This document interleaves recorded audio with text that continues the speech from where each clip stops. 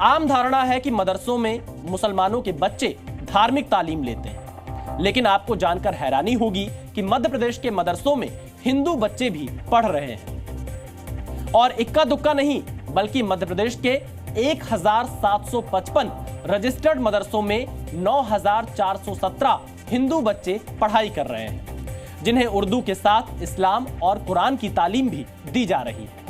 इतना ही नहीं, इन मदरसों को मध्य प्रदेश सरकार आर्थिक सहायता भी दे रही है। यह चौंकाने वाला खुलासा राष्ट्रीय बाल संरक्षण आयोग यानी एनसीपीसीआर ने किया है।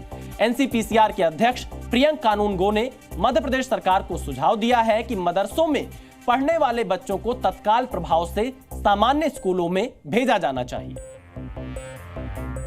हम अपने संवैधानिक कर्तव्यों की पूर्ति में सरकार को ये सुझाव दे रहे हैं, उनसे निवेदन कर रहे हैं कि बच्चों को स्कूल में दाखिल करें। आपने ये भी कहा है कि मुस्लिम बच्चों को भी मदरसों में ना पढ़ाया जाए। मदरसा तो कोई जगह ही नहीं होती पढ़ने की। मदरसा धार्मिक शिक्षा का एक केंद्र होता है। फंडामेंटल एजुकेशन भारत के संविधान के अनुच्छेद 21 में निर्धारित है कि बच्चों का अधिकार है, उसके लिए शिक्षा का अधिकार कानून बना है। शिक्षा का अधिकार कानून की धारा 1 में मदरसों को उसके दायरे के बाहर कर दिया गया, इसलिए मदरसा बच्चों को फंडामेंटल एजुकेशन देने का केंद्र नहीं हो सकता।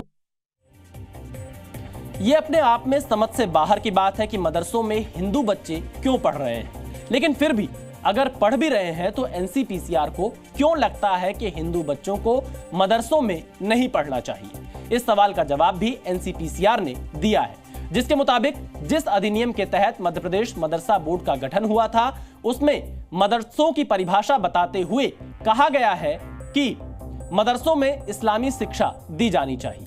मदरसों में एनसीईआरटी का सिलेबस भी लागू नहीं होता। मदरसे शिक्षा के अधिकार कानून के तहत नहीं आते। मदरसों में बुनियादी ढांचे का अभाव है। मदरसों के शिक्षकों के पास ना तो बीएड की डिग्री है और ना ही उन्होंने शिक्षा पात्रता परीक्षा यानी टीईटी पास किया है। ऐसे में इन मदरसों में बच्चों को सही शिक्षा नहीं मिल पाती है। इसलिए एनसीपीसीआर चाहता है कि मदरसों से हिंदू बच्चों को निकाला जाए और जो मदरसे अवैध हैं, वहां पढ़ने वाले मुस्लिम बच्चों को भी रेगुलर स्कूल में एडमिशन दिया जाए। मध्य प्रदेश ने भी एनसीपीसीआर की रिपोर्ट को गंभीरता से लिया है।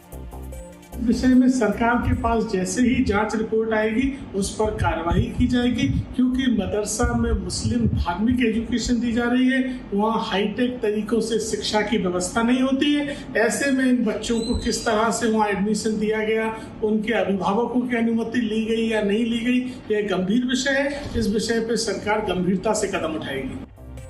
अब हैरानी की बात देखिए, मौलाना कह रहे हैं कि सरकार चाहे तो हिंदू बच्चों को मदरसों से निकाल ले, लेकिन कांग्रेस को यह बात जायज नहीं लग रही है। जोर जबरदस्ती तो होते, जब तक तो पुलिस बंद कर चुकी होती और मदरसों को सील कर चुकी होती।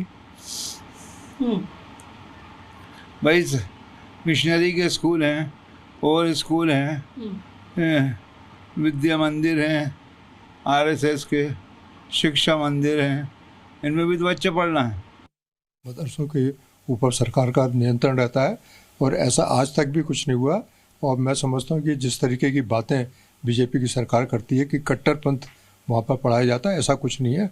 शिक्षा दी जाती है, शिक्षा के तरीके हैं, उनका अपना तरीका है मदरसों के अंदर शिक्षा देने का और स्कूलों के अंदर शिक्षा देने का अपना। कोई गलत नहीं है, कहीं से कोई गलत नहीं। राष्ट्रीय बाल संरक्षण आयोग तो भारतीय जनता पार्टी के इशारे पर काम करता है।